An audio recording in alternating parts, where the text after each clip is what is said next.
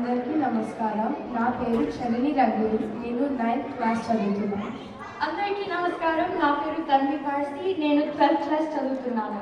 మేము ఈ చాకేసి దివాళీ ఈవెంట్కి ఎంకరేజ్ చేస్తున్నాము. పిల్లలు కదా అని అనుకోకండి, మేము మిమ్మల్ని ఫుల్గా ఎంటర్టైన్ చేస్తాము. అలాగే ప్రేయర్ సాంగ్ స్టార్ట్ చేయడానికి భువనకృతి సాయప్పరాజుని ఇన్వైట్ చేద్దాము.